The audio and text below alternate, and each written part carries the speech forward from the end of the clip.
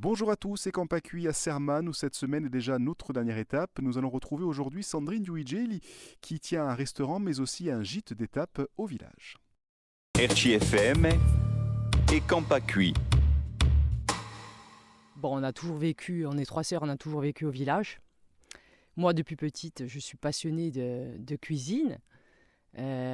Du coup, j'étais toujours dans les pattes de mes parents quand ils ont commencé l'activité, eux. Puis après, bon, j'ai fait mes études sur Corté. Mais dans ma tête, le projet, il mûrissait déjà. Mes parents parlaient de peut-être arrêter l'activité ou lever un peu le pied. Et du coup, pour moi, ça a été l'occasion rêvée.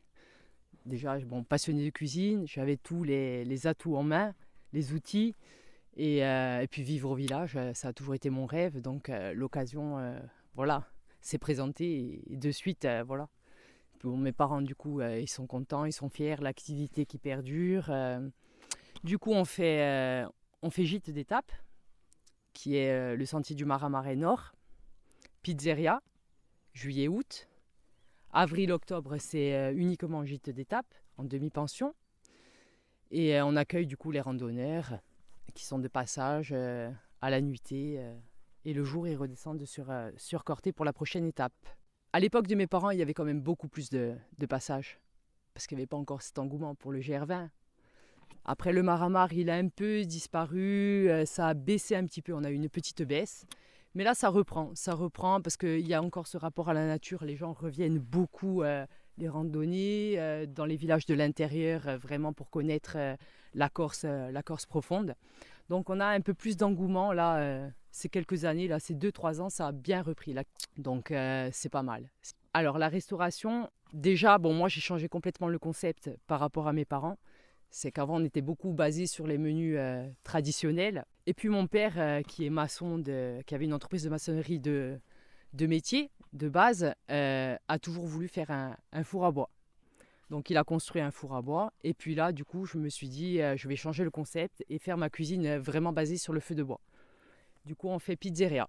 Je ne peux pas rester à l'année entière ouverte parce que je suis seule, je travaille seule. Et du coup, je ne peux pas gérer le gîte et le restaurant en même temps.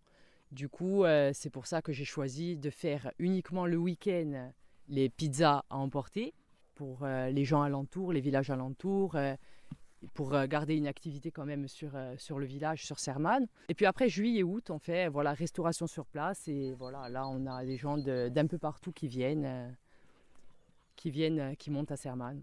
Le souhait particulier, c'est que, que le village il continue à vivre, qu'il y ait encore une activité. Parce que tous les commerces, bien sûr, par manque de monde, de population, il y a tout qui ferme. Donc là, on essaye de tenir et de faire vivre le village. Et c'est ainsi que s'achève Et Campacui à Serman. Merci à toutes et à tous de nous avoir suivis tout au long de cette semaine dans ce beau village du Bozio. On se retrouve bien sûr très vite dans un autre territoire à Beiji. RCFM et Campacui.